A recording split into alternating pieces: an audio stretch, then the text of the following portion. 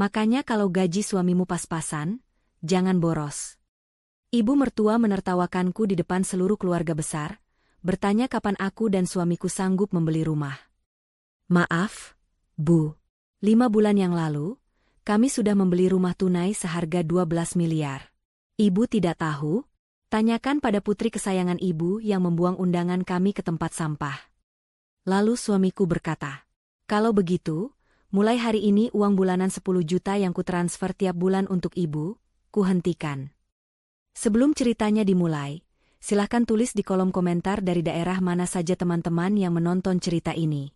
Jangan lupa like dan subscribe agar channel ini bisa semakin berkembang dan bisa mempersembahkan cerita yang lebih menarik lagi. Matahari bersinar terik siang itu, seolah ikut memanaskan suasana hati Doni yang sedang mengendarai sepeda motor lamanya. Di boncengan belakang, Farida duduk dengan tenang sambil memegang kotak kado sederhana yang dibungkus kertas coklat rapi. Hijab yang dikenakannya berkibar pelan tertiup angin. Meski wajahnya tampak damai, Doni tahu istrinya itu menyimpan gemuruh di dalam dada. Hari ini adalah hari syukuran rumah baru Yuki, adik perempuan Doni satu-satunya. Undangan itu sebenarnya tidak pernah sampai ke tangan mereka secara resmi, hanya sebuah pesan singkat dari sepupu jauh yang bertanya jam berapa mereka akan datang. Namun, sebagai kakak tertua, Doni merasa wajib hadir untuk menjaga keutuhan keluarga, meskipun ia tahu kehadirannya seringkali tidak diharapkan atau hanya menjadi objek cemoohan. Motor Doni berhenti di depan sebuah rumah berpagar hitam yang dihiasi balon warna-warni. Rumah itu bertipe minimalis modern, terlihat baru dicat dengan warna abu-abu cerah. Halamannya dipenuhi mobil-mobil kerabat lain yang sudah datang lebih dulu. Doni harus memarkir motornya agak jauh, di ujung gang sempit yang becek sisa hujan semalam, karena area depan rumah sudah penuh sesak oleh kendaraan roda 4. Farida turun perlahan, merapikan gamisnya yang sederhana namun bersih. Ia tersenyum pada suaminya, mencoba memberikan kekuatan. Doni membalas senyuman itu dengan tatapan bersalah. Ia merasa belum bisa memberikan kemewahan seperti yang dimiliki adiknya, atau setidaknya itulah yang selalu didengungkan oleh ibunya. Mereka berjalan kaki menuju gerbang rumah Yuki. Suara gelak tawa dan denting sendok garpu sudah terdengar dari luar. Aroma gulai kambing dan sate ayam menguar tajam. Begitu mereka melangkah masuk ruang tamu yang disulap menjadi area prasmanan, suasana mendadak senyap selama beberapa detik. Mata-mata para tante, om, dan sepupu tertuju pada pasangan suami istri yang baru datang itu. Namun, keheningan itu segera pecah oleh suara lantang seseorang yang sangat mereka kenal. Ibu Marta muncul dari arah dapur dengan kebaya brokat berwarna emas yang mencolok. Wajahnya dipoles riasan tebal, dan lehernya dililit kalung emas yang cukup besar. Ia melihat Doni dan Farida, lalu matanya menyipit, memindai penampilan mereka dari ujung kaki hingga ujung kepala. Tidak ada pelukan hangat atau sapaan rindu. Kalimat pertama yang keluar dari mulut Ibu Marta adalah komentar pedas tentang pakaian mereka. Lihat siapa yang datang, seru Ibu Marta dengan suara yang sengaja dikeraskan agar seluruh ruangan mendengar. Anak sulungku dan istrinya akhirnya sampai juga. Ibu kira kalian tidak jadi datang karena malu tidak punya mobil. Lihat tuh, keringat Doni sampai bercucuran begitu. Makanya, kalau cari kerja itu yang benar, biar bisa beli mobil ber-AC seperti suami Yuki. Beberapa kerabat tertawa kecil, menutup mulut mereka dengan tisu. Doni hanya menunduk, menyalami tangan ibunya dengan takzim. Farida melakukan hal yang sama, mencium punggung tangan wanita tua itu meski hatinya terasa nyeri. Farida menyodorkan kado yang dibawanya. Ini ada sedikit kenang-kenangan untuk rumah baru Yuki, Bu, ucap Farida lembut. Ibu Marta menerima kado itu dengan ujung jari, seolah jijik memegangnya. Ia menimbangnya sebentar, lalu meletakkannya begitu saja di atas tumpukan kado lain tanpa membukanya. Pasti isinya sprei murah atau set gelas diskonan lagi. Simpan saja di sana, nanti biar pembantu yang bereskan, kata Ibu Marta ketus, lalu segera berbalik memunggungi mereka untuk menyapa tamu lain yang terlihat lebih kaya. Yuki keluar dari kamar utama dengan wajah berseri-seri. Ia mengenakan gaun selutut yang memamerkan perhiasan barunya. Saat melihat Doni, ia hanya melambai sekilas tanpa mendekat. Hei Kak Doni, Kak Farida. Makan saja ya, ambil sendiri. Maaf aku sibuk banget nih melayani tamu VIP dari kantor suamiku, ujar Yuki sambil berlalu cepat menuju sekelompok orang berpakaian necis di sudut ruangan. Doni mengajak Farida duduk di kursi plastik di bagian belakang, dekat dengan pintu dapur yang pengap. Mereka mengambil makanan secukupnya. Nasi yang mereka telan terasa seperti kerikil karena suasana yang tidak nyaman itu. Sepanjang acara, telinga mereka panas mendengar Ibu Marta yang terus-menerus memuji Yuki. Ibu Marta berkeliling dari satu meja ke meja lain, menceritakan betapa suksesnya Yuki dan suaminya yang bisa membeli rumah seharga 800 juta rupiah di usia muda. Setiap pujian untuk Yuki selalu diakhiri dengan sindiran halus maupun kasar yang ditujukan kepada Doni. Puncaknya terjadi saat acara potong tumpeng selesai. Ibu Marta berdiri di tengah ruangan, meminta perhatian semua orang. Ia memegang gelas berisi sirup merah, mengangkatnya tinggi-tinggi layaknya sedang melakukan bersulang di pesta mewah. Wajahnya merah padam karena kegembiraan yang berlebihan. Ia meminta Yuki dan suaminya berdiri di sampingnya. Bapak-bapak, ibu-ibu, keluarga besar yang saya cintai, ucap Ibu Marta lantang. Hari ini saya sangat bangga.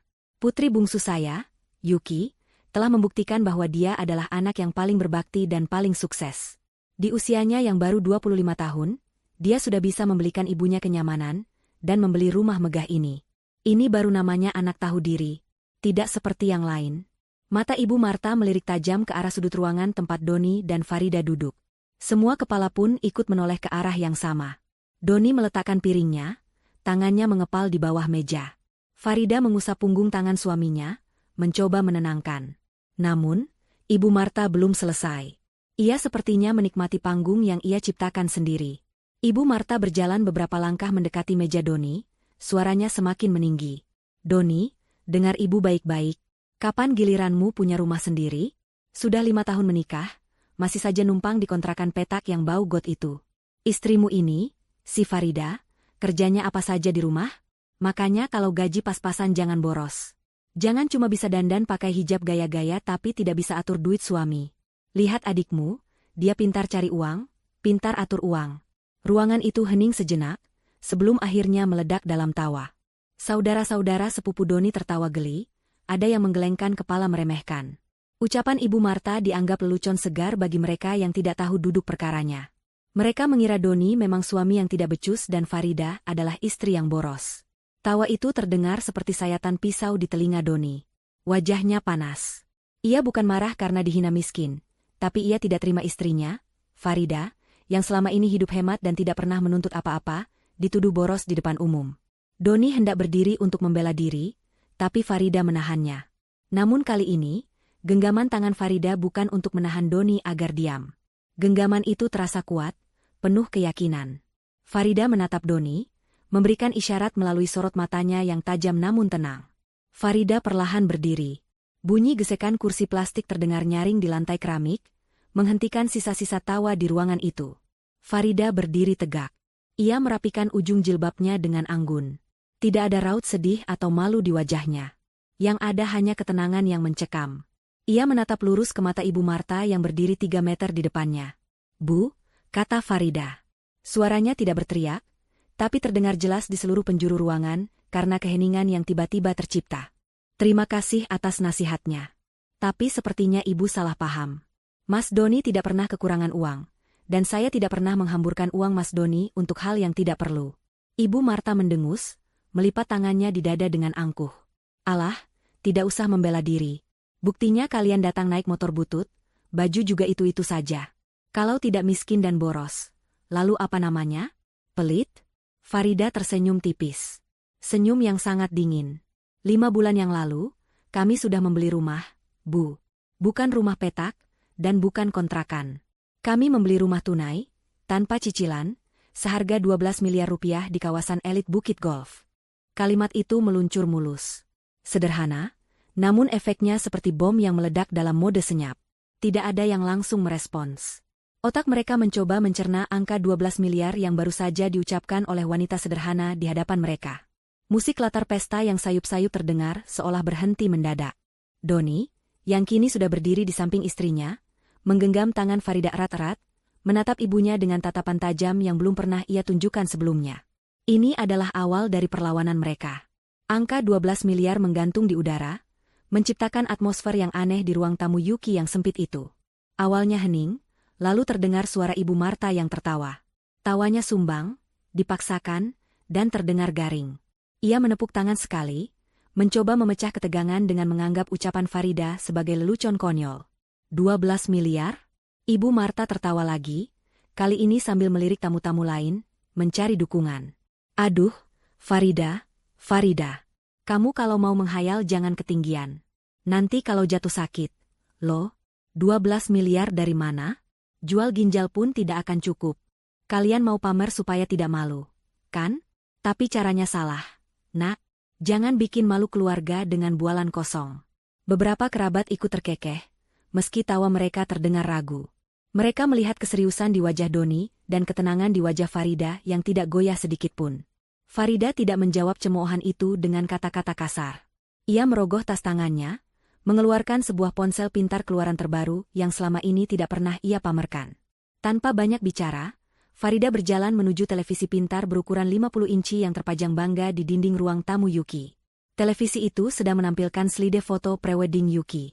Dengan gerakan cekatan, Farida mengutak-atik ponselnya, menyambungkannya ke perangkat televisi melalui fitur screen mirroring. "Bolehkah saya pinjam layarnya sebentar, Yuki?" tanya Farida retoris, karena ia sudah melakukannya. Layar televisi berkedip, lalu berubah tampilan. Muncul sebuah galeri foto dan video beresolusi tinggi. Farida menekan tombol putar pada salah satu video. Video itu dimulai dengan pemandangan gerbang otomatis setinggi 3 meter yang terbuka perlahan. Sebuah jalan masuk yang luas terhampar, dilapisi batu alam yang mahal. Kamera bergerak masuk, memperlihatkan fasad bangunan bergaya Eropa klasik dengan pilar-pilar putih raksasa yang kokoh. Halamannya luas, dipenuhi rumput Jepang yang terawat rapi dan air mancur di tengahnya. Suara napas tertahan terdengar dari para tamu. Mata mereka terbelalak menatap layar. Video berlanjut ke bagian dalam rumah. Ruang tamu dengan lampu gantung kristal yang menjuntai dari langit-langit setinggi 6 meter. Lantai marmer Italia yang mengkilap memantulkan cahaya lampu dengan indahnya. Tangga melingkar dengan railing besi tempa yang artistik.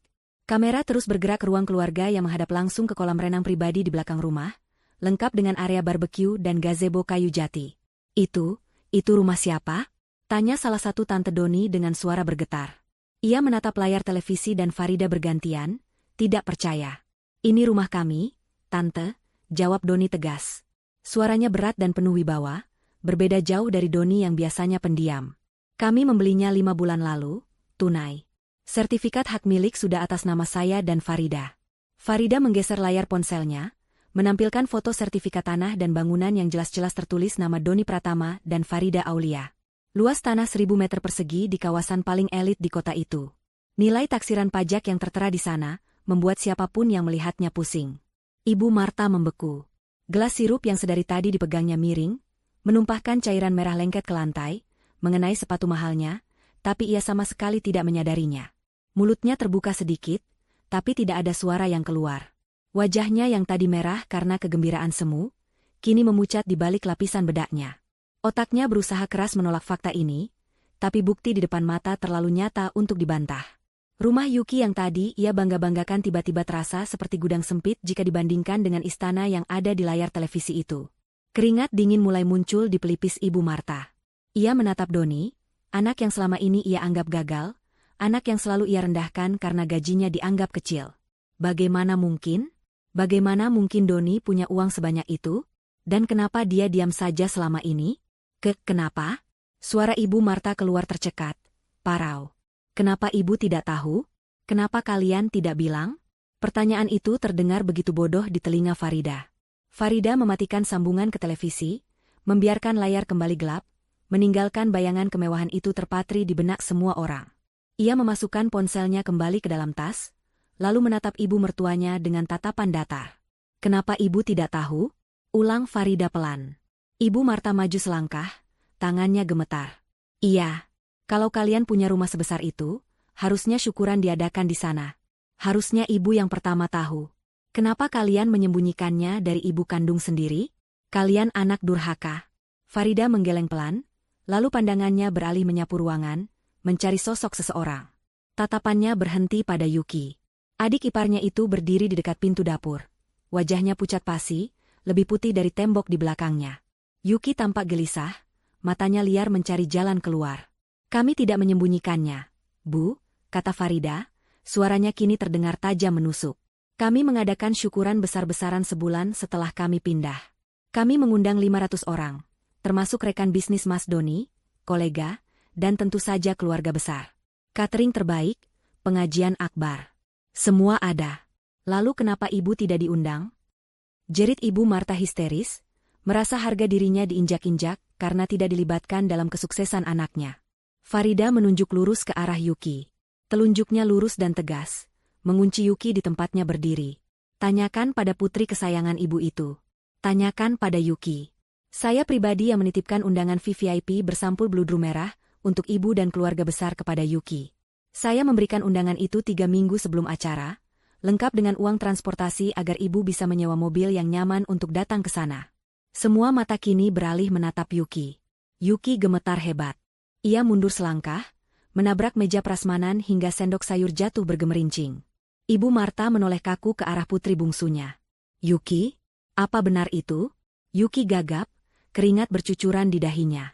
Enggak itu, mungkin Mas Doni salah. Jangan bohong, Yuki, bentak Doni keras. Suara Doni menggelegar, membuat Yuki tersentak. Aku punya rekaman CCTV saat Farida memberikan undangan itu padamu di kafe. Dan aku juga tahu apa yang kamu lakukan setelah keluar dari kafe itu. Kamu membuang undangan itu ke tempat sampah di parkiran. Kamu sengaja agar ibu tidak datang, agar ibu tidak tahu kami sukses, karena kamu takut ibu berhenti memujamu dan mulai melihat kami. Ruangan itu kembali hening, tapi kali ini keheningan yang penuh dengan ketegangan dan aroma skandal. Ibu Marta menatap Yuki dengan tatapan tidak percaya. Anak emas yang selalu ia banggakan, ternyata menjadi ular berbisa yang memutus hubungan ia dengan anak sulungnya yang kaya raya. Yuki panik. Ia merasa terpojok. Tanpa pikir panjang, ia berbalik badan dan mencoba lari menuju pintu dapur, berusaha kabur dari tatapan menghakimi keluarga besarnya. Mau kemana kamu? Teriak Doni sambil melangkah lebar mengejar adiknya. Drama di pesta syukuran rumah sempit itu baru saja dimulai, dan kali ini, tidak ada lagi Doni yang dia mengalah. Langkah kaki Yuki terhenti secara mendadak tepat di ambang pintu dapur yang sempit. Doni bergerak jauh lebih cepat daripada dugaan siapapun. Tangan kekar Doni mencengkeram lengan atas adiknya dengan kekuatan yang cukup untuk menahan, namun tidak sampai menyakiti. Yuki tersentak hebat, tubuhnya mematung dengan napas yang memburu. Ia tidak berani menoleh ke belakang, takut menghadapi tatapan ratusan pasang mata yang kini menyorot punggungnya bagaikan lampu sorot di panggung pesakitan. Suasana pesta yang tadinya meriah kini berubah menjadi arena pengadilan terbuka yang menegangkan. Aroma masakan yang lezat mendadak terasa mual di perut Yuki. Ia tahu tidak ada lagi tempat untuk bersembunyi. Doni menarik pelan lengan adiknya, memaksa Yuki memutar tubuh menghadap kembali ke ruang tengah. Wajah Yuki pucat pasi, air mata buaya mulai menggenang di pelupuk matanya, sebuah taktik lama yang selalu ia gunakan setiap kali terpojok. Ia mencoba melepaskan cengkraman kakaknya dengan gerakan lemah, tetapi Doni tidak bergeming. Doni menyeretnya kembali ke tengah ruangan, tepat di hadapan Ibu Marta yang masih berdiri kaku dengan mulut setengah terbuka. Farida berdiri di sisi lain, tenang dan tak tersentuh, seperti hakim yang siap membacakan vonis. Lepaskan aku, Kak, sakit. Rengek Yuki dengan suara yang dibuat seolah-olah ia adalah korban penganiayaan. Ia melirik ibunya, mengirimkan sinyal permintaan tolong yang putus asa. Mendengar rengekan putri kesayangannya, naluri membela diri Ibu Marta bangkit kembali. Ia melangkah maju, menepis tangan Doni dari lengan Yuki dengan kasar. Matanya melotot marah pada anak sulungnya. Apa-apaan kamu ini, Doni? Jangan kasar sama adikmu. Dia perempuan. Lagi pula soal undangan itu pasti hanya salah paham. Mungkin Yuki lupa memberikannya karena saking sibuknya mengurus pembangunan rumah ini. Namanya juga manusia, tempatnya salah dan lupa. Jangan dibesar-besarkan. Doni menatap ibunya dengan pandangan tak percaya. Rasa kecewa yang selama ini ia pendam seolah meluap menembus batas kesabarannya. Pembelaan ibunya terdengar sangat tidak masuk akal, sebuah penyangkalan buta yang menyedihkan. Doni tertawa getir, suara tawanya terdengar kering dan menyakitkan. Lupa, Bu? Lupa membuang undangan VVIP ke tempat sampah? Lupa kalau kakaknya sendiri ingin membahagiakan ibunya? Ibu selalu saja membela dia, bahkan saat buktinya sudah jelas di depan mata. Ibu Marta tidak mau kalah. Ia berkacak pinggang, berusaha mengembalikan wibawanya yang sempat runtuh gara-gara video rumah mewah tadi. Sudah, cukup. Ibu tidak mau dengar lagi. Hari ini hari bahagia Yuki. Jangan rusak suasana dengan cerita karangan istrimu itu. Kalau kalian memang kaya raya, ya syukur. Tapi jangan menuduh adikmu yang tidak-tidak. Dia sudah bekerja keras siang malam untuk bisa beli rumah ini, untuk membahagiakan ibu. Doni menggelengkan kepala, napasnya terdengar berat. Ia menatap Yuki yang kini berlindung di balik punggung ibunya sambil sesenggukan. Pemandangan itu membuatnya muak. Ia sadar, Bicara dengan hati nurani sudah tidak mempan lagi di keluarga ini. Satu-satunya bahasa yang mereka mengerti adalah bahasa uang. Doni menegakkan punggungnya, menatap ibunya dan Yuki bergantian dengan tatapan dingin yang belum pernah mereka lihat sebelumnya. Baiklah kalau ibu menganggap ini salah paham, kata Doni, suaranya turun 1 oktav, menjadi lebih dalam dan mengancam. Ibu bilang Yuki bekerja keras untuk membahagiakan ibu? Ibu bilang Yuki pintar mengatur uang? Kalau begitu, mulai detik ini, biar Yuki yang menanggung semua kebutuhan ibu sendirian. Ruangan itu hening, menunggu kelanjutan kalimat Doni. Ibu Marta mengernyitkan dahi, tidak mengerti arah pembicaraan anaknya. Maksudmu apa? Yuki memang sudah menanggung ibu selama ini. Doni menarik napas panjang, lalu mengucapkan kalimat yang akan mengubah nasib keluarga itu selamanya. Maksudku adalah, mulai hari ini, jam ini, menit ini, uang bulanan 10 juta rupiah yang selalu aku transfer setiap tanggal 1, aku hentikan secara total. Tidak akan ada lagi 1 rupiah pun yang keluar dari rekeningku untuk kalian. Silakan nikmati hasil kerja keras Yuki yang ibu banggakan itu. Pernyataan itu menggantung di udara selama beberapa detik.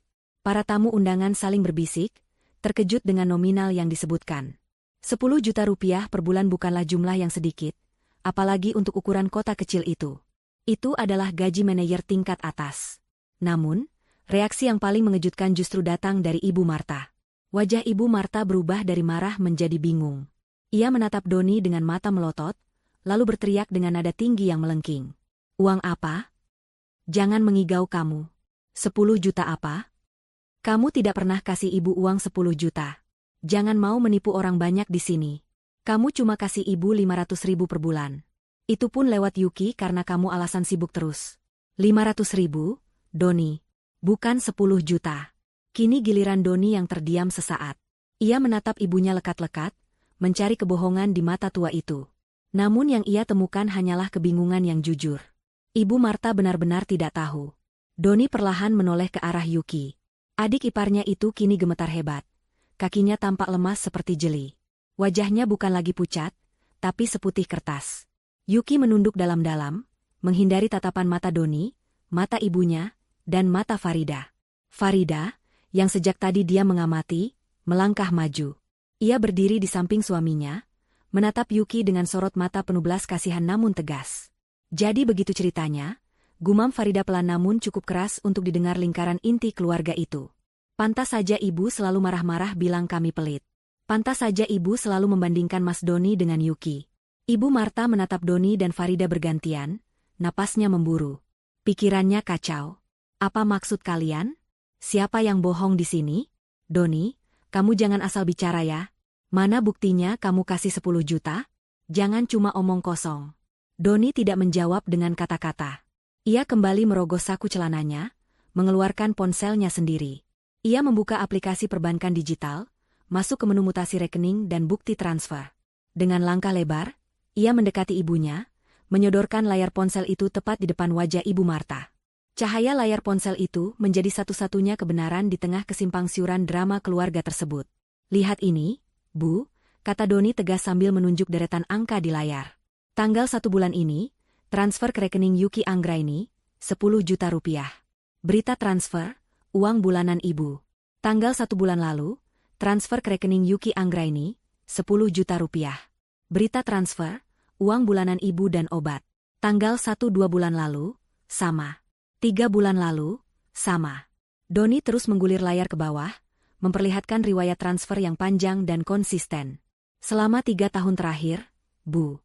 Selama 3 tahun, sejak bisnisku mulai naik, aku selalu mengirim 10 juta setiap bulan ke rekening Yuki. Kenapa ke rekening Yuki? Karena Yuki bilang ibu tidak punya banking.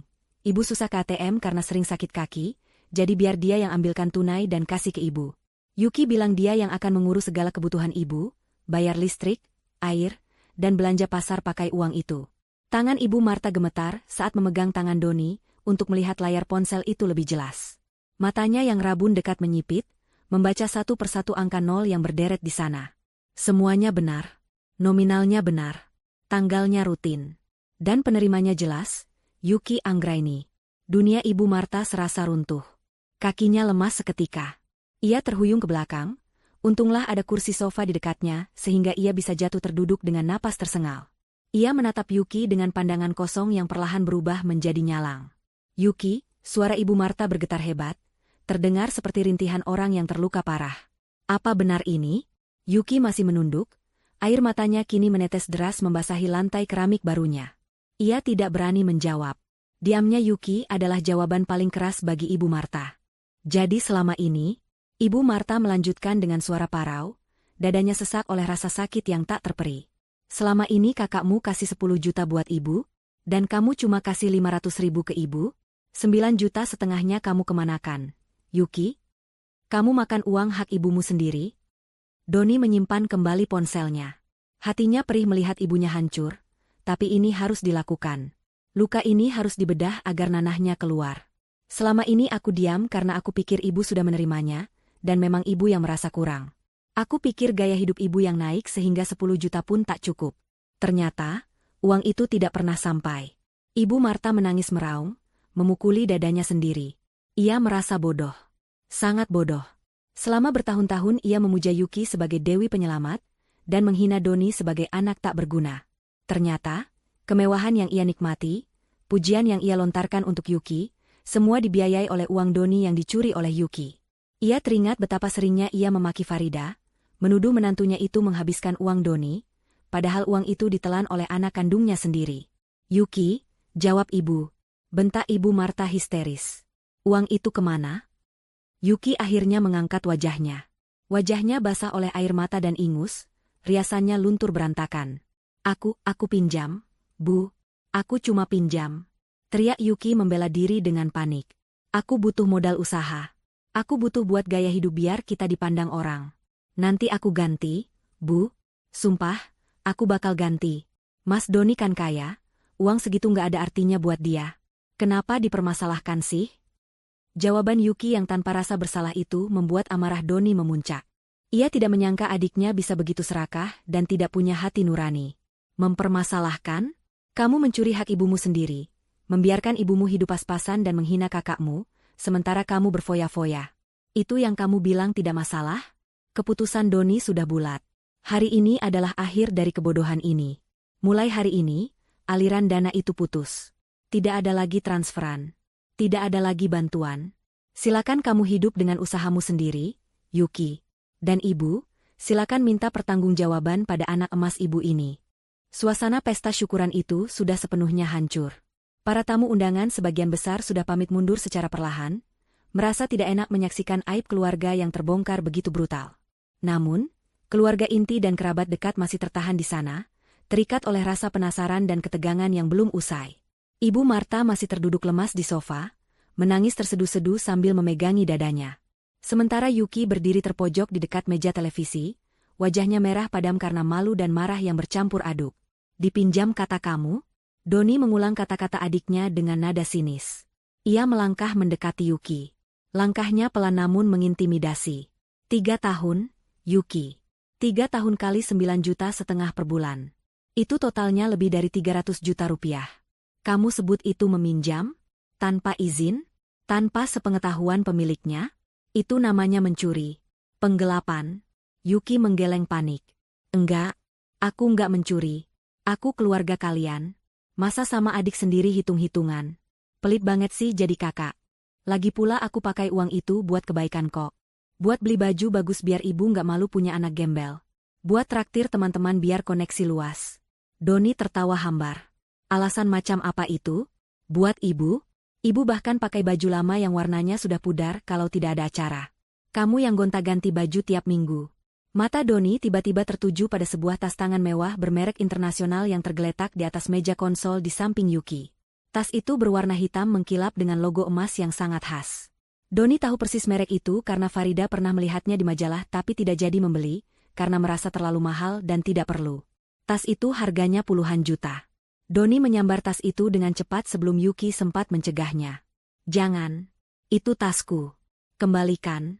Teriak Yuki histeris, berusaha merebut tas itu kembali. Ia mencakar lengan Doni, tapi Doni tidak peduli. Ia mengangkat tas itu tinggi-tinggi, menjauhkannya dari jangkauan Yuki yang pendek. Tas ini, Doni mengamati tas itu dengan teliti. Baunya masih seperti kulit baru. Ini tas asli, kan? Bukan KW? Harganya pasti di atas 50 juta. Dari mana kamu dapat uang buat beli ini, Yuki? Dari gaji suamimu yang katamu manajer tapi gajinya UMR? Atau dari uang, pinjaman, yang kamu ambil dari hak ibu? Bukan urusanmu. Balikin. Yuki melompat-lompat frustrasi. Doni tidak menggubris. Ia membuka resleting tas itu dengan kasar. Ia menumpahkan isinya ke atas meja. Lipstik, bedak, dompet, kunci mobil, dan beberapa lembar kertas truk belanjaan berhamburan keluar. Doni mengaduk-aduk tumpukan barang itu dengan kasar, mencari sesuatu yang bisa menjadi bukti lebih lanjut. Farida mendekat, membantu suaminya memilah kertas-kertas yang berserakan. Mata Doni menangkap sebuah amplop kop surat berlogo bank swasta ternama. Ia mengambilnya dan membuka isinya. Yuki membelalakan mata, wajahnya semakin ketakutan. Itu surat perjanjian kredit rumah. Doni membaca sekilas, lalu matanya terpaku pada sebuah kwitansi bukti pembayaran uang muka atau down payment, DP, yang terlampir di dalamnya. Nah, ini dia, gumam Doni. Ia mengangkat kwitansi itu agar bisa dilihat oleh Ibu Marta yang masih menangis. Bu, lihat ini. Tanggal pembayaran DP rumah ini adalah 2 bulan yang lalu. Jumlahnya 150 juta rupiah tunai. Doni menatap Yuki tajam. 2 bulan lalu, aku transfer bonus tahunan sebesar 50 juta ke rekeningmu, titip buat renovasi kamar mandi ibu yang katamu bocor. Tapi kamar mandi ibu sampai sekarang tidak pernah diperbaiki, kan? Dan uang bulanan yang kamu tumpuk selama ini, semuanya lari ke sini. Ke rumah ini. Doni membanting kwitansi itu ke meja. Rumah yang kita injak sekarang ini, dinding-dinding ini, atap di atas kepala kita, semuanya dibayar pakai uang curian. Ini bukan rumah hasil keringatmu, Yuki. Ini rumah dari uang haram. Uang yang seharusnya buat makan enak ibu, buat obat ibu, buat ibu jalan-jalan di masa tua. Kamu rampas semuanya demi gengsi. Ibu Marta mendengar semua itu dengan hati yang remuk redam. Ia menatap sekeliling ruangan rumah baru itu. Dulu ia memandang rumah ini dengan bangga, sebagai simbol kesuksesan anaknya. Sekarang, rumah itu tampak mengerikan di matanya. Setiap sudut ruangan seolah berteriak menggemakan pengkhianatan Yuki. Ia merasa jijik. Ia merasa mual. Ia baru sadar bahwa selama ini ia memakan bangkai saudaranya sendiri. Ia telah menghina Doni dan Farida yang tulus, demi memuja pencuri yang tega membiarkannya hidup susah. Ibu Marta berdiri perlahan, kakinya goyah. Ia berjalan tertatih-tatih mendekati Yuki.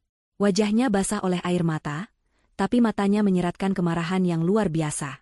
Yuki mundur ketakutan melihat ekspresi ibunya. Bu, ampuni Yuki, Bu. Yuki hilaf, cicit Yuki pelan. Plah. Sebuah tamparan keras mendarat di pipi kiri Yuki. Suaranya begitu nyaring, hingga membuat beberapa kerabat yang masih ada di sana tersentak kaget. Kepala Yuki terlempar ke samping. Bekas telapak tangan merah langsung tercetak jelas di pipinya yang putih. Anak tidak tahu diuntung. Teriak Ibu Marta, suaranya pecah. Tega kamu ya. Tega kamu makan uang ibu. Ibu melahirkan kamu sakit-sakit, ibu besarkan kamu dengan kasih sayang. Inikah balasanmu? Kamu biarkan ibu makan tahu tempe tiap hari, sementara kamu makan enak pakai uang kakakmu. Kamu biarkan ibu dihina orang karena baju ibu jelek, padahal kakakmu kirim uang buat beli baju bagus. Kamu setan, Yuki. Kamu bukan anak ibu. Yuki memegangi pipinya yang panas, menangis sejadi-jadinya. Tapi tangisannya tidak lagi memancing simpati. Doni hanya menatap datar, sementara Farida memalingkan wajah, tidak tega namun sadar bahwa ini adalah karma yang harus dibayar. Ibu Marta jatuh terduduk lagi, kali ini di lantai. Ia menangis meraung-raung, meratapi nasibnya yang malang karena telah salah menilai kedua anaknya. Ia teringat betapa seringnya ia menyakiti hati Farida dengan kata-kata pedas. Ia teringat betapa sabarnya Doni meski terus dipojokkan. Rasa penyesalan itu datang menghantam seperti ombak besar, menenggelamkannya dalam rasa malu yang tak tertahankan. Doni menghela napas panjang, lalu berjongkok di depan ibunya. Ia tidak memeluk ibunya, hanya menatap dengan tatapan lelah. Sudah, Bu. Menangis tidak akan mengembalikan uang itu. Nasi sudah menjadi bubur. Sekarang ibu tahu siapa Yuki sebenarnya, dan siapa kami sebenarnya. Doni berdiri lagi, menarik tangan Farida untuk bersiap pergi. Tas Yuki dan segala isinya dibiarkan berserakan di meja, menjadi saksi bisu keserakahan yang terbongkar. Ayo kita pulang, Dek. Udara di sini terlalu pengap, kata Doni pada Farida. Tunggu. Seru Ibu Marta tiba-tiba. Ia merangkak bangun, berusaha menggapai tangan Farida. Tangannya yang keriput mencengkeram ujung gamis Farida dengan erat. Farida, Doni, jangan pergi. Jangan tinggalkan ibu di sini sama anak durhaka ini. Ibu ikut kalian, ya? Ibu mau pindah ke rumah kalian yang besar itu. Rumah ini panas, ibu tidak sudi tinggal di rumah hasil curian. Kalian kan kaya, kamarnya pasti banyak. Bawa ibu pergi dari sini, nak. Ibu janji akan baik sama kalian. Ibu Marta memohon dengan wajah memelas, berharap belas kasihan dari menantu yang baru saja ia hina beberapa jam yang lalu. Ia berharap kemewahan rumah 12 miliar itu bisa menjadi tempat pelariannya dari kenyataan pahit ini.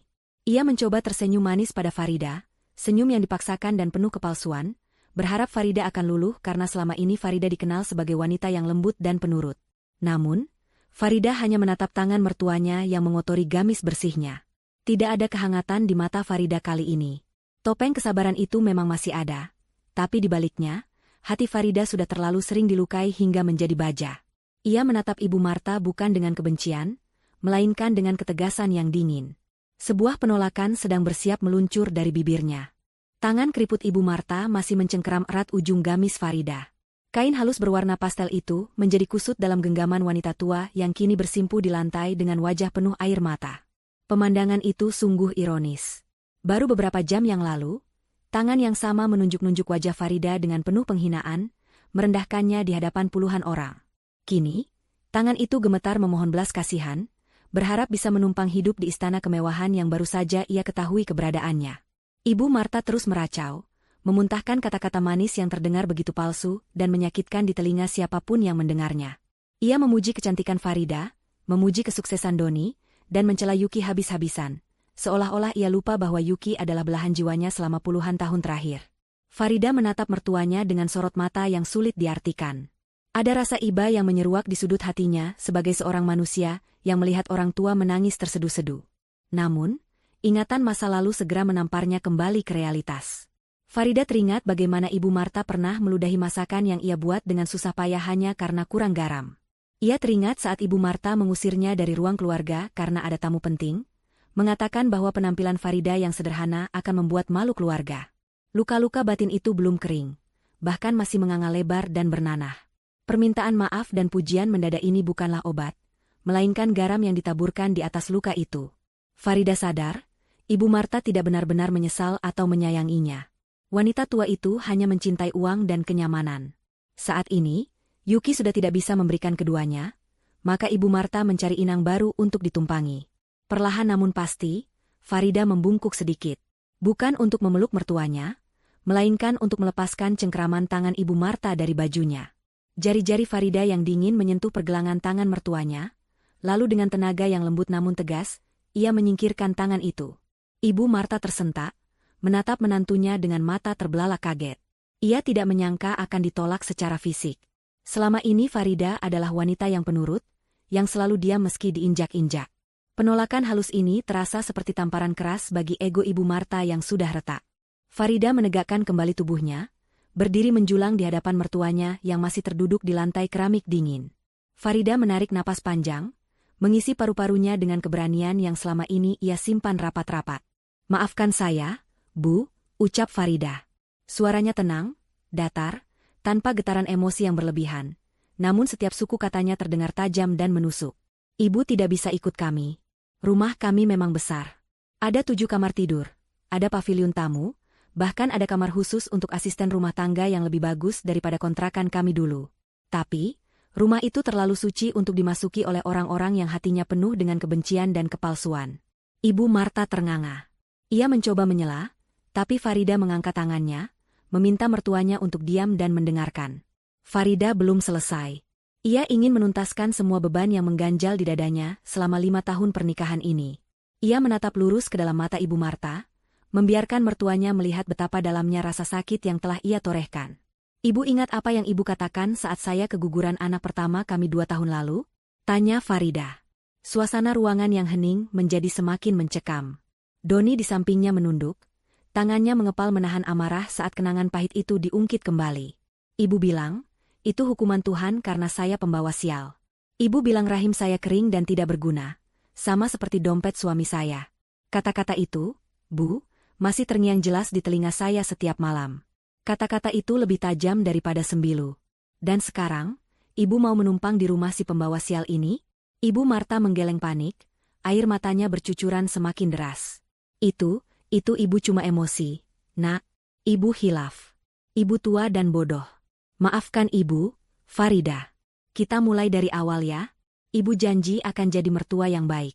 Ibu akan bantu kamu masak. Ibu akan pijat kaki kamu kalau capek. Tolong jangan tinggalkan ibu di sini. Lihat Yuki, ibu takut sama dia. Dia pencuri. Yuki yang mendengar namanya disebut dengan nada jijik oleh ibunya sendiri, mendadak tertawa. Tawanya sumbang, terdengar gila dan putus asa. Ia bangkit berdiri, menyeka air matanya dengan kasar hingga maskaranya melebar kemana-mana, membuat wajahnya tampak mengerikan. Yuki menatap ibunya dengan tatapan penuh kebencian. Hubungan darah di antara mereka seolah putus saat itu juga, digantikan oleh persaingan untuk bertahan hidup. Oh, sekarang ibu takut sama aku? Seru Yuki lantang, suaranya serak. Selama ini siapa yang kasih ibu makan enak? Siapa yang belikan ibu obat mahal? Siapa yang ajak ibu jalan-jalan ke mall tiap akhir pekan? Aku, Bu. Aku pakai uang itu buat senangkan ibu juga. Sekarang giliran aku susah. Ibu mau lari ke Kak Doni? Ibu mau buang aku kayak sampah? Dasar orang tua tidak tahu diri. Jangan kurang ajar kamu. Bentak ibu Marta balik. Kamu kasih ibu makan pakai uang kakakmu. Itu bukan jasamu. Itu dosa. Pertengkaran ibu dan anak itu meledak di tengah ruangan pesta yang sudah berantakan. Mereka saling melempar tuduhan, saling membuka aib, dan saling menyakiti dengan kata-kata kasar. Para kerabat yang tersisa hanya bisa menonton dengan perasaan campur aduk antara jijik dan kasihan. Keluarga yang tadinya terlihat harmonis dan sempurna di mata orang luar, kini terkelupas topengnya, memperlihatkan borok busuk yang selama ini disembunyikan. Doni memandang semua kekacauan itu dengan tatapan lelah. Ia merasa asing di tengah keluarganya sendiri. Rumah baru Yuki yang megah ini terasa panas dan menyesakan, seolah dinding-dindingnya dibangun dari kebohongan yang kini mulai runtuh menimpa penghuninya. Doni merangkul bahu Farida, menarik istrinya mundur menjauh dari drama memalukan itu. Ayo, Dek. Kita tidak punya urusan lagi di sini. Biarkan mereka menyelesaikan masalah mereka sendiri. Kita pulang ke rumah kita. Rumah yang berkah, bukan rumah hasil uang haram seperti ini, bisik Doni.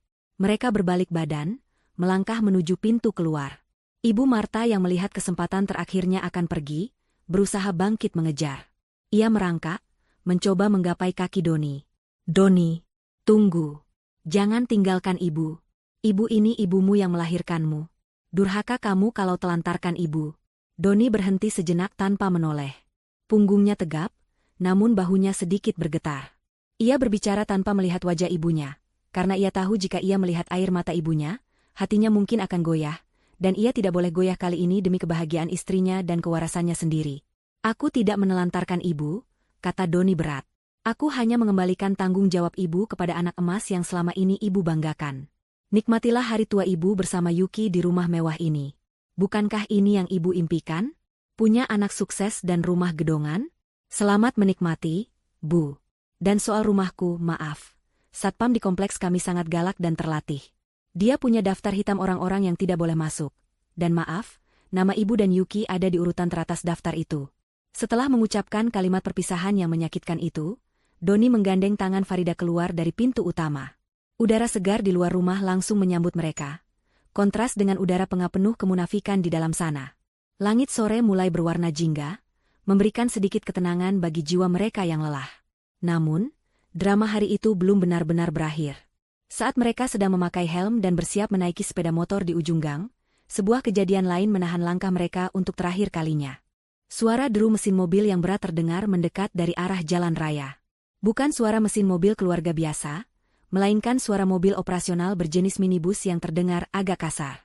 Sebuah mobil van berwarna gelap dengan stiker logo sebuah bank swasta di pintunya, berhenti mendadak tepat di depan pagar rumah Yuki, menghalangi jalan keluar bagi tamu-tamu lain yang hendak pulang. Pintu mobil itu terbuka dengan kasar, dan keluarlah 3 orang pria berbadan tegap mengenakan kemeja safari berwarna gelap. Wajah mereka keras, tanpa senyum, dan memancarkan aura intimidasi yang kuat. Salah satu dari mereka membawa sebuah map tebal berwarna merah, sementara yang lain membawa gulungan lakban besar berwarna kuning dan hitam.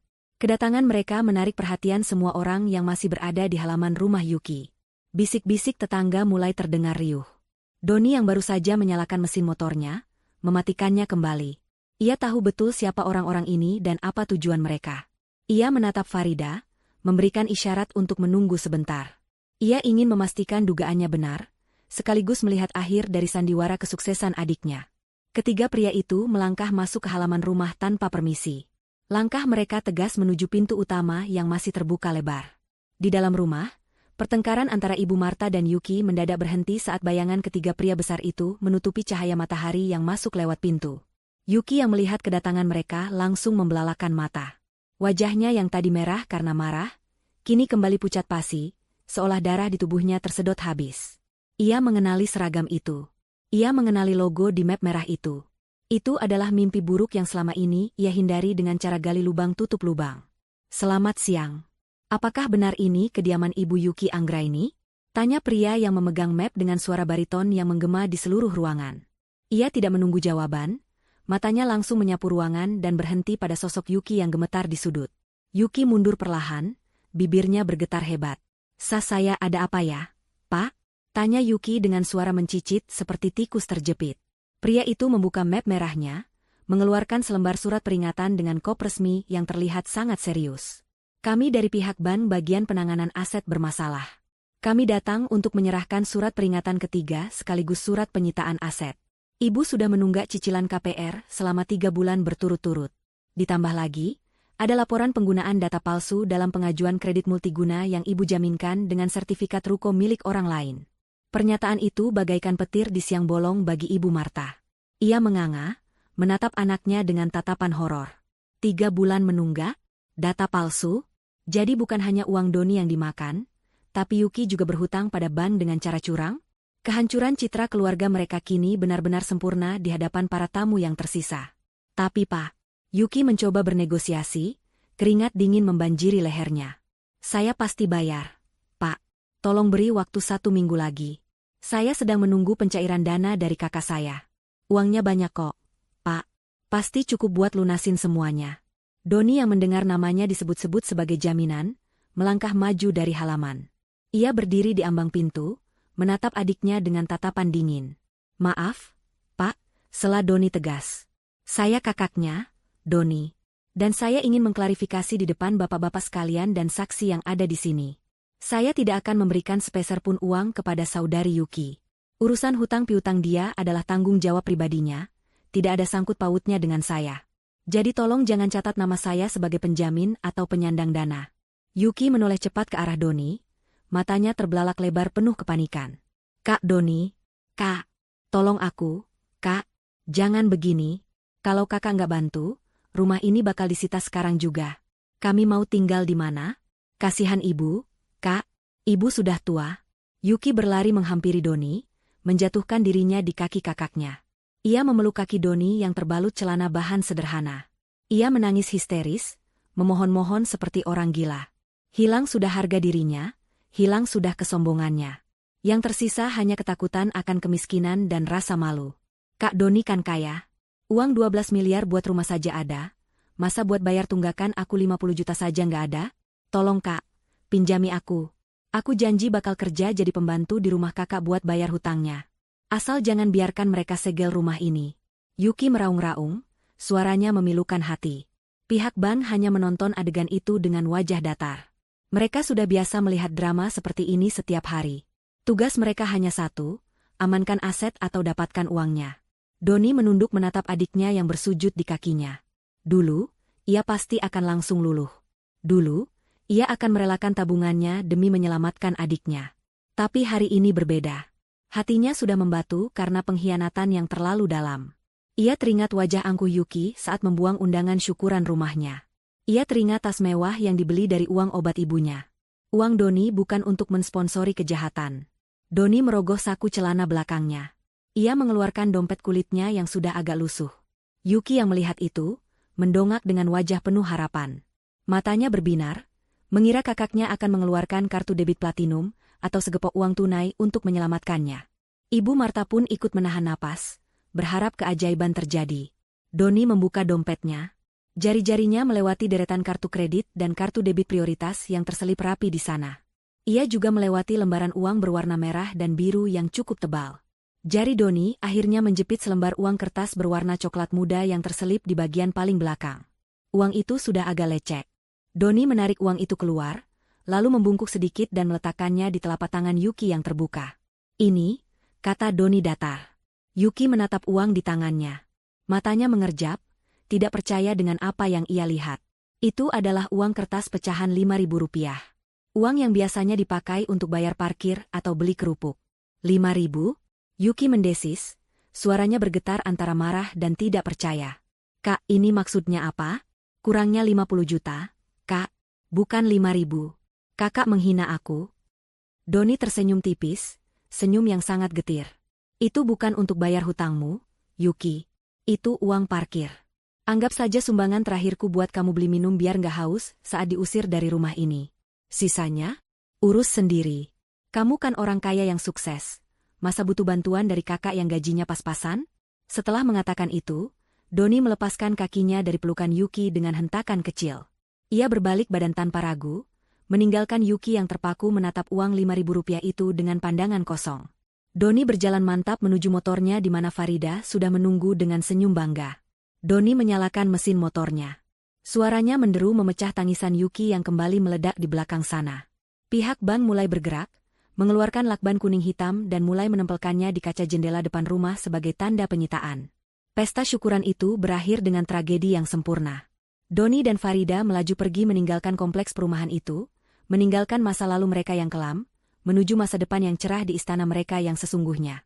Di belakang mereka, langit semakin gelap, seolah merestui runtuhnya kesombongan keluarga yang lupa daratan itu.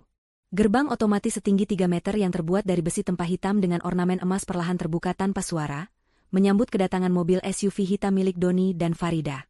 Setelah meninggalkan kekacauan di rumah Yuki yang kini telah disegel oleh pihak bank, suasana yang menyambut mereka di kompleks perumahan Bukit Golf ini bagaikan bumi dan langit. Tidak ada suara teriakan, tidak ada drama, dan tidak ada tatapan mata yang menghakimi. Hanya ada deretan pohon palem raja yang melambai tertiup angin sore, dan jalanan aspal mulus yang bersih dari debu. Doni menghela napas panjang, seolah melepaskan beban berat yang selama ini menindih dadanya saat mobil memasuki halaman rumah mereka yang luas. Air mancur di tengah taman depan menyemburkan air jernih yang berkilauan ditimpa cahaya lampu taman yang baru saja menyala otomatis karena sensor senja. Mereka turun dari mobil dan disambut oleh keheningan yang menenangkan.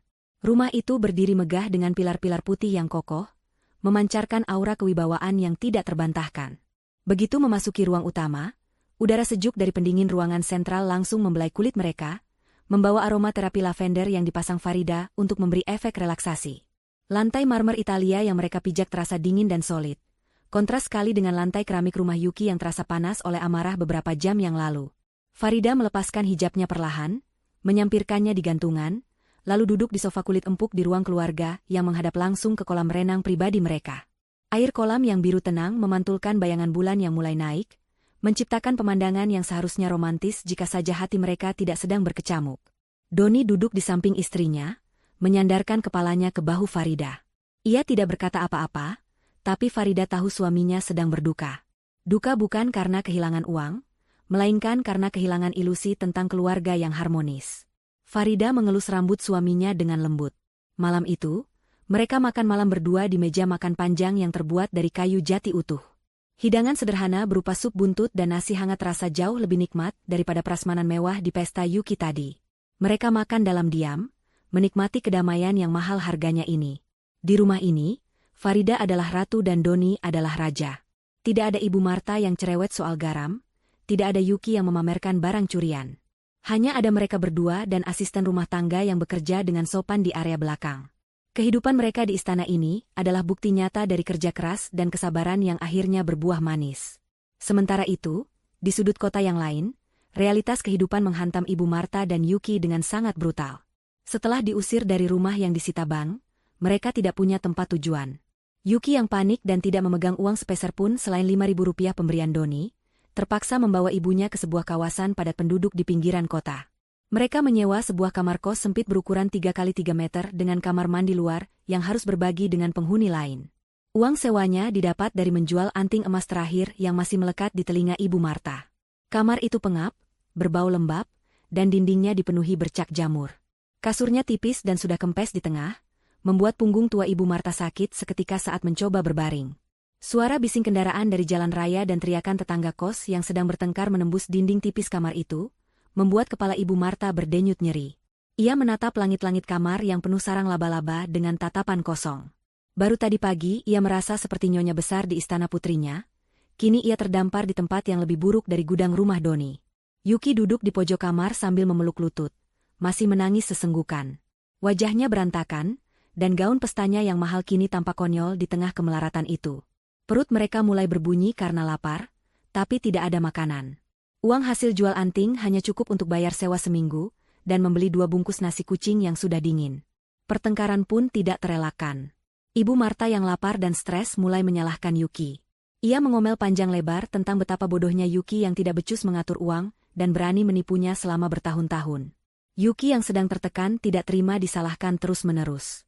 Ia balik membentak ibunya, mengatakan bahwa tuntutan gaya hidup Ibu Marta lah yang membuatnya nekat korupsi uang Doni. Suara mereka meninggi, memenuhi ruangan sempit itu dengan sumpah serapah. Malam itu, mereka tidur saling memunggungi di atas kasur sempit yang keras, dilingkupi rasa benci dan penyesalan yang terlambat. Hari-hari berikutnya menjadi neraka bagi mereka. Yuki tidak bisa bekerja karena ijazahnya tertinggal di dalam rumah yang disita, dan ia terlalu malu untuk keluar kamar. Ibu Marta yang biasa hidup enak, kini harus mencuci bajunya sendiri dengan air sumur yang keruh, karena mereka tidak mampu bayar jasa binatu. Seminggu berlalu dengan penderitaan yang semakin mencekik. Ibu Marta tidak tahan lagi. Ia merasa hidupnya akan berakhir konyol di kamar kos bau ini jika ia tidak bertindak. Rasa lapar dan keinginan untuk kembali hidup nyaman mengalahkan rasa malunya. Diam-diam, saat Yuki sedang tidur siang karena kelelahan menangis, Ibu Marta keluar dari kos.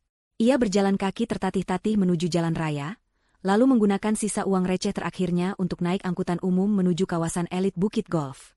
Perjalanan itu sangat jauh dan melelahkan bagi wanita seusianya. Ia harus berganti angkot 3 kali dan berjalan kaki cukup jauh dari gerbang kompleks, karena ojek online dilarang masuk sembarangan ke area elit tersebut. Langit sore itu mendung gelap, seolah mendukung suasana hati Ibu Marta yang kelabu. Saat ia akhirnya sampai di depan gerbang tinggi rumah Doni dan Farida, hujan mulai turun rintik-rintik. Ibu Marta memandang rumah itu dari balik jeruji besi gerbang. Rumah itu tampak lebih megah dari video yang ia lihat di pesta. Lampu-lampu tamannya mulai menyala, memberikan kehangatan yang kontras dengan tubuhnya yang mulai menggigil kedinginan. Ia melihat mobil Doni terparkir di dalam, menandakan anak dan menantunya ada di rumah. Harapan membuncah di dadanya. Ia yakin, sekeras-kerasnya hati Doni, dia tidak akan tega membiarkan ibunya kehujanan di luar pagar. Ibu Marta mulai memanggil-manggil nama Doni. Ia menggoyangkan gerbang besi yang terkunci rapat itu. Doni, Farida, ini ibu. Buka pintunya, nak. Ibu mau minta maaf. Ibu kedinginan, teriaknya parau. Suaranya kalah oleh suara hujan yang semakin deras mengguyur bumi. Tubuhnya basah kuyup. Baju kebayanya yang lusuh menempel di kulit keriputnya, membuatnya tampak sangat menyedihkan. Ia terus berteriak, berharap ada yang mendengar. Ia membayangkan Farida akan berlari keluar membawa payung, lalu memeluknya dan membawanya masuk ke dalam rumah yang hangat, memberinya handuk kering dan sup panas. Ia membayangkan akan tidur di kamar tamu yang empuk malam ini, bukan di kasur tipis bau apek. Namun, pintu utama rumah itu tetap tertutup rapat. Tidak ada tanda-tanda kehidupan yang keluar menyambutnya. Hanya suara gemericik air hujan yang menemaninya. Setelah hampir setengah jam berteriak dan menangis di bawah hujan, sebuah pos satpam kecil di samping gerbang terbuka. Seorang petugas keamanan berseragam lengkap keluar dengan membawa payung besar berwarna hitam. Wajah satpam itu tegas, tanpa senyum, namun tetap sopan. Ia tidak membukakan gerbang untuk Ibu Marta. Ia hanya mendekat ke arah jeruji besi, menatap wanita tua yang basah kuyup itu dengan tatapan datar. "Maaf, Bu," kata satpam itu dengan suara lantang mengalahkan suara hujan. Bapak Doni dan Ibu Farida tidak bisa diganggu. Mereka sedang beristirahat. Ibu Marta mencengkeram besi gerbang dengan tangan gemetar. "Pak Satpam, tolong bilang sama Doni, ini ibunya. Ibunya sakit, Pak. Ibunya mau mati kedinginan. Masa anak kandung tega membiarkan ibunya begini? Tolong panggilkan Doni sebentar saja." Satpam itu menggeleng pelan. Ia merogoh saku jas hujan transparannya, mengeluarkan sebuah amplop coklat tebal yang terbungkus plastik bening agar tidak basah. Ia menyodorkan amplop itu melalui celah jeruji gerbang kepada Ibu Marta. "Ibu Farida sudah berpesan, jika ibu datang, tolong berikan amplop ini." Setelah ibu menerima ini, Ibu dimohon untuk segera meninggalkan area perumahan ini, karena kehadiran ibu mengganggu ketertiban lingkungan, ucap satpam itu tegas.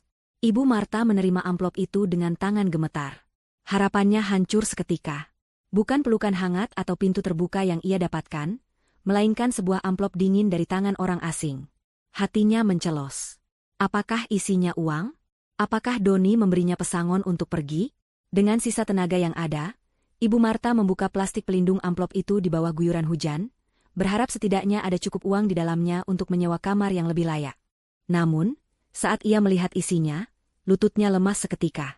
Tangan Ibu Marta gemetar hebat saat menarik isi amplop coklat itu di bawah remang-remang lampu jalan dan guyuran hujan yang tak kunjung reda.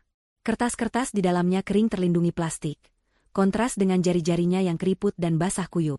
Lembar pertama yang ia tarik bukanlah uang pecahan 100.000 yang ia harapkan, melainkan selembar foto berukuran besar yang dicetak dengan kualitas tinggi. Mata Ibu Marta menyipit, berusaha memfokuskan pandangannya yang kabur karena air hujan dan air mata. Foto itu memperlihatkan sebuah tempat sampah kotor di depan sebuah minimarket.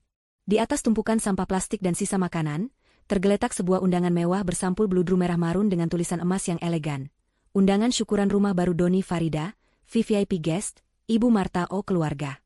Undangan itu tampak menyedihkan, terbuang begitu saja seolah tidak berharga.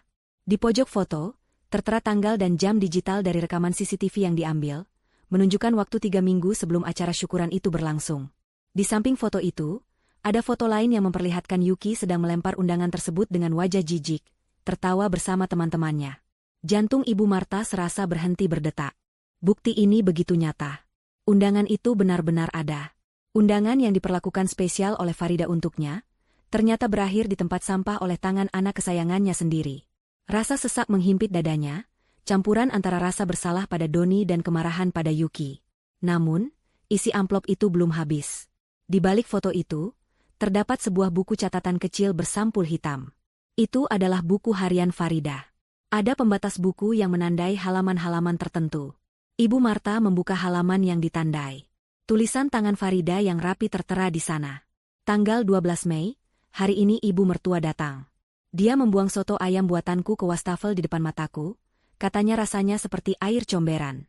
Padahal Mas Doni bilang enak. Aku hanya diam dan tersenyum, lalu memasak lagi mie instan untuk ibu. Ya Allah, kuatkan aku. Ibu Marta membalik halaman lain. Tanggal 3 Agustus, ibu bilang bajuku kampungan dan memalukan saat aku hendak ikut ke kondangan. Ibu menyuruhku menunggu di mobil saja seperti sopir. Aku menangis di dalam mobil sambil menunggu mereka pesta, tapi aku hapus air mataku sebelum Mas Doni kembali. Setiap halaman yang ditandai berisi catatan rinci tentang setiap hinaan, setiap caci maki, dan setiap perlakuan tidak adil yang pernah dilakukan Ibu Marta kepada Farida selama 5 tahun terakhir. Tidak ada kata-kata kutukan atau doa buruk dari Farida di buku itu. Setiap catatan selalu diakhiri dengan doa. Semoga suatu hari hati ibu terbuka, dan bisa menyayangiku layaknya anak sendiri. Membaca itu, pertahanan diri Ibu Marta runtuh total. Ia menyadari betapa jahatnya ia selama ini. Ia telah menyiksa batin seorang wanita yang begitu tulus, yang bahkan mendoakannya di saat disakiti. Ia telah menyia-nyiakan berlian demi memungut pecahan kaca. Ibu Marta jatuh terduduk di aspal basah di depan gerbang megah itu. Ia menangis meraung-raung, kali ini bukan karena kasihan pada dirinya sendiri, tapi karena penyesalan yang teramat dalam. Suara tangisannya yang pilu terdengar menyayat hati, namun pintu gerbang itu tetap tertutup. Satpam yang berdiri di pos hanya memalingkan wajah, tidak tega namun harus menjalankan tugas. Perintah Doni sudah jelas, tidak ada toleransi lagi. Penyesalan Ibu Marta sudah terlambat. Waktu untuk memperbaiki diri sudah habis, hangus terbakar oleh kesombongannya sendiri selama bertahun-tahun. Dengan langkah gontai dan jiwa yang hancur, Ibu Marta akhirnya menyeret kakinya meninggalkan kawasan elit itu, kembali ke kegelapan malam yang dingin. Sementara itu, di kamar kos sempit yang pengap, Yuki sedang menghadapi teror yang berbeda. Sejak ibunya pergi diam-diam, Yuki tidak bisa tenang. Ponselnya terus berdering tanpa henti. Layar ponselnya dipenuhi notifikasi pesan, ancaman dari nomor-nomor tidak dikenal. Bayar hutangmu atau kami datang. Jangan lari, kami tahu posisi Anda. Foto Anda akan kami sebar sebagai penipu. Yuki gemetar hebat di pojok kamar. Karena terdesak kebutuhan hidup dan gaya hidup yang tidak bisa ia rem, Yuki nekat meminjam uang dari 10 aplikasi pinjaman online ilegal sekaligus dalam seminggu terakhir. Ia menggunakan data palsu dan kontak darurat palsu, berharap bisa menutup lubang hutangnya nanti jika Doni luluh. Namun Doni tidak luluh, dan bunga pinjaman itu membengkak gila-gilaan dalam hitungan hari. Yuki merasa seperti tikus yang terperangkap dalam labirin api.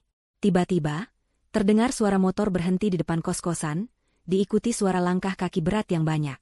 Jantung Yuki berdegup kencang. Ia mengira itu adalah debt collector yang akan mendobrak pintunya dan menghajarnya habis-habisan. Ia segera mematikan lampu kamar, bersembunyi di bawah kolong tempat tidur yang berdebu, menahan napasnya rapat-rapat. Pintu kamar kos diketuk dengan keras.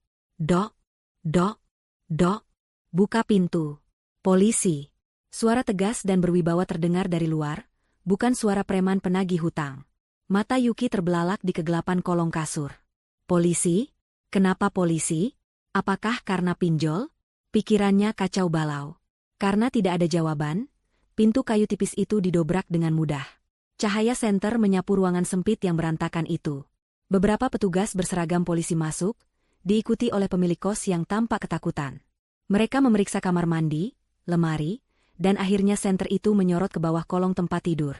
Mata Yuki yang ketakutan bertemu dengan sorot lampu senter yang menyilaukan. Keluar. Kami tahu kamu di situ, Saudari Yuki Anggraini. Perintah salah satu petugas. Dengan tubuh gemetar dan lemas, Yuki merangkak keluar. Tangannya langsung ditarik dan diborgol.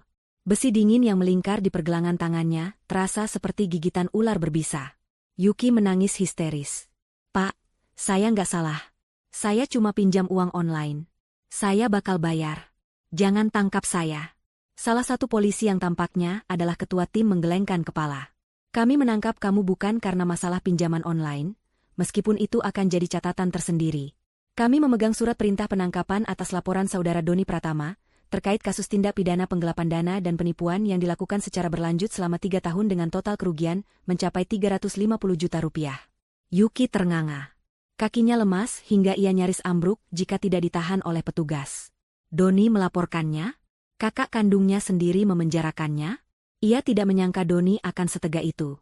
Ia pikir ancaman Doni di pesta itu hanya gertakan sambal. Ternyata, Doni benar-benar serius menegakkan keadilan, bahkan jika harus mengorbankan adiknya sendiri. Penggelapan dana adalah kasus kriminal murni, dan dengan bukti transfer yang lengkap, Yuki tidak akan bisa mengelak lagi. Bawa dia, perintah ketua tim. Yuki diseret keluar dari kamar kos kumuh itu, menuju mobil patroli yang menunggu di depan gang dengan lampu rotator biru yang berputar-putar, menjadi tontonan warga sekitar yang penasaran. Saat digiring masuk ke dalam mobil, Yuki melihat bayangan ibunya, Ibu Marta, yang baru saja pulang dengan baju basah kuyup berjalan tertatih-tatih di ujung gang. Mata mereka bertemu sejenak. Ibu Marta melihat anaknya diborgol dan dimasukkan ke mobil polisi. Yuki berteriak memanggil ibunya, "Bu, tolong Yuki, Bu." Tapi Ibu Marta hanya berdiri mematung di tengah hujan. Terlalu lelah, terlalu hancur, dan terlalu tidak berdaya untuk melakukan apapun. Ia hanya bisa menyaksikan buah hatinya dibawa pergi menuju jeruji besi, buah dari didikan manjanya yang salah selama ini. Malam itu menjadi malam paling kelam bagi Ibu Marta dan Yuki. Namun di kejauhan, di dalam rumah mewah yang hangat, Doni dan Farida akhirnya bisa tidur dengan nyenyak. Tahu bahwa keadilan telah ditegakkan dan masa depan mereka kini bersih dari parasit yang selama ini menggerogoti kebahagiaan mereka. Suara ketukan palu hakim yang menghantam meja kayu jati menggema keras di seluruh penjuru ruang sidang yang dingin dan beraroma pembersih lantai murahan. Bagi Yuki, suara itu terdengar seperti lonceng kematian yang mengakhiri seluruh sisa hidupnya. Majelis hakim baru saja membacakan vonis hukuman penjara, selama 4 tahun dipotong masa tahanan, atas tindak pidana penggelapan dana, secara berlanjut dan pemalsuan dokumen. Yuki yang duduk di kursi pesakitan dengan rompi oranye, hanya bisa menunduk lesu. Wajahnya kurus, matanya cekung dengan lingkaran hitam yang parah, dan rambutnya yang dulu selalu diblow rapi di salon mahal kini lepek, dan kusam diikat karet gelang sembarangan. Tidak ada lagi sisa-sisa kemewahan yang dulu selalu ia banggakan. Saat petugas mulai menggiringnya keluar dari ruang sidang, Yuki menoleh ke arah bangku pengunjung, berharap melihat wajah ibunya atau suaminya memberikan dukungan moral. Namun, ibunya tidak ada di sana karena sedang sakit keras dan tidak punya ongkos untuk datang. Yang ada hanya suaminya, duduk di barisan belakang dengan wajah kaku tanpa ekspresi. Pria itu tidak mendekat untuk memeluk atau memberi kata-kata penguatan. Sebaliknya, ia berjalan mendekati pembatas kayu dengan langkah cepat, lalu melemparkan sebuah amplop coklat tipis ke arah Yuki yang sedang dikawal polisi. Amplop itu jatuh tepat di dekat kaki Yuki. "Itu surat gugatan cerai," kata suaminya dengan suara dingin yang terdengar jelas di tengah keheningan ruangan. Aku sudah mendaftarkannya ke pengadilan agama hari ini. Aku tidak bisa hidup dengan seorang kriminal. Aku malu, Yuki. Keluargaku malu. Mulai hari ini, kita selesai. Jangan pernah hubungi aku atau keluargaku lagi setelah kamu bebas nanti. Yuki menjerit histeris mendengar kalimat itu. Ia mencoba meronta dari pegangan petugas untuk mengejar suaminya, tapi tenaganya terlalu lemah. Mas, jangan tinggalkan aku, Mas. Aku butuh kamu. Aku lakukan ini juga buat kita.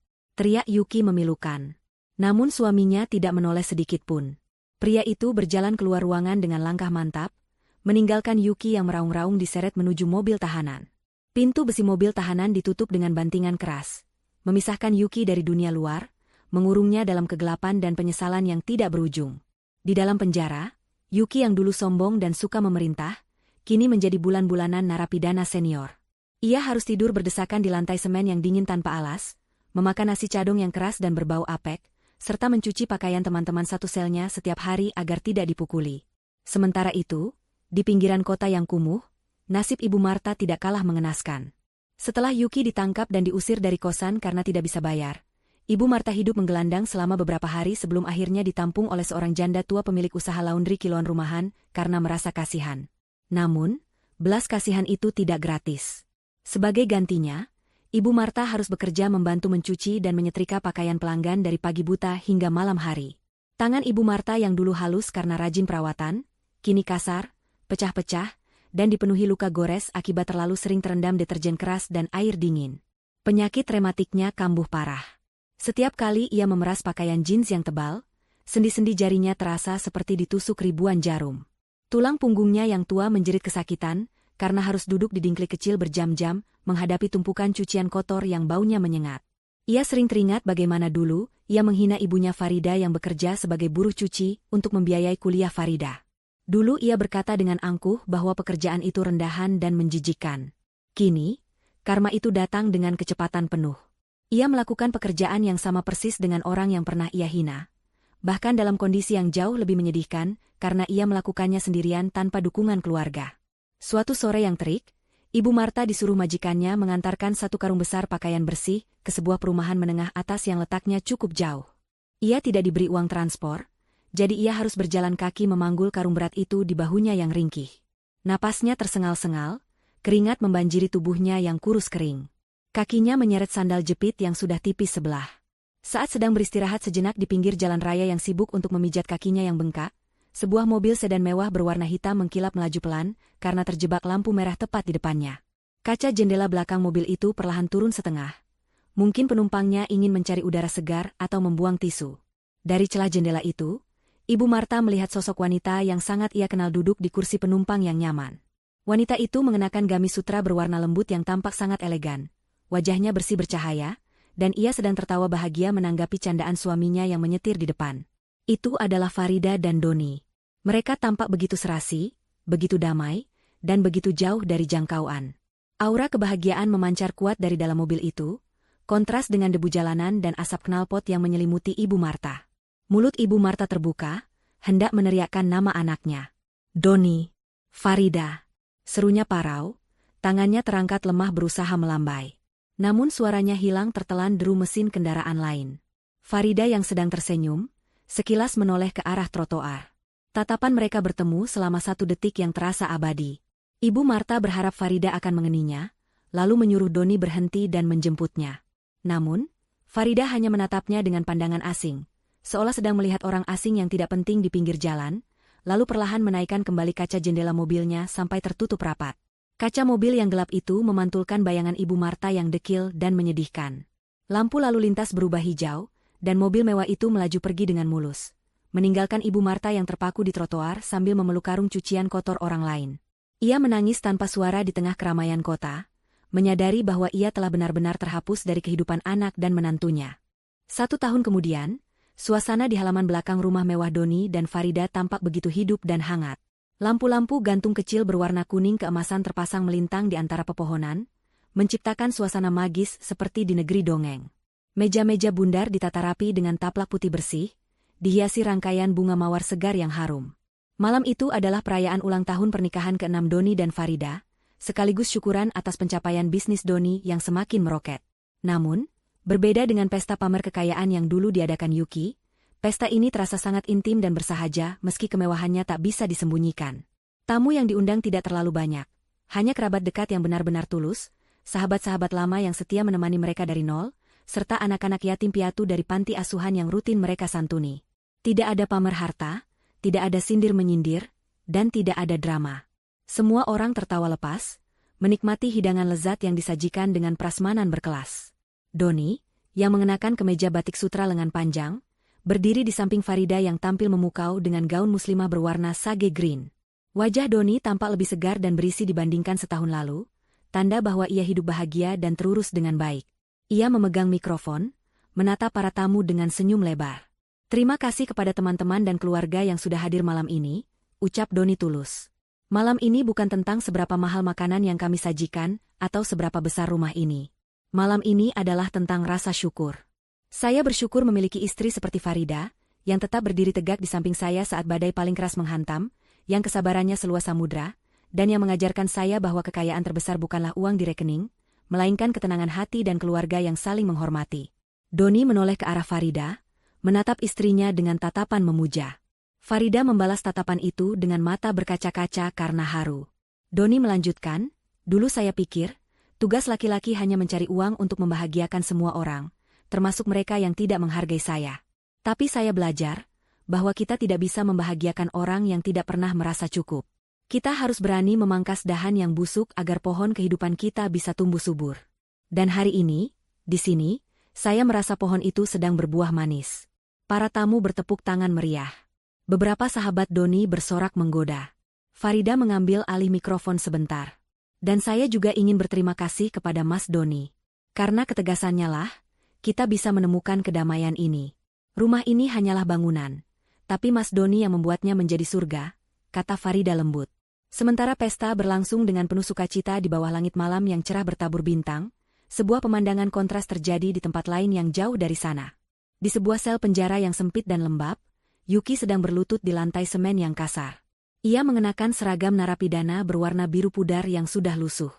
Tangannya memegang kain pel kotor, digerakkan maju mundur untuk membersihkan lantai koridor penjara yang panjang. Seorang sipir wanita bertubuh besar berdiri mengawasi di belakangnya sambil memukulkan tongkat ke telapak tangan, siap membentak jika Yuki berhenti bekerja. Yuki berhenti sejenak untuk menyeka keringat di dahinya dengan punggung tangan. Punggungnya sakit luar biasa. Ia menatap keluar jendela kecil berjeruji besi di ujung koridor. Ia bisa melihat sedikit potongan langit malam yang sama dengan yang dilihat Doni dan Farida. Air mata Yuki menetes, jatuh bercampur dengan air sabun pel yang keruh di lantai. Ia teringat tanggal hari ini. Ia tahu ini adalah hari ulang tahun pernikahan kakaknya. Dulu, ia pasti akan diundang, makan enak sepuasnya, dan pulang membawa bingkisan mahal. Tapi sekarang, ia sendirian di sini, terbuang dan terlupakan.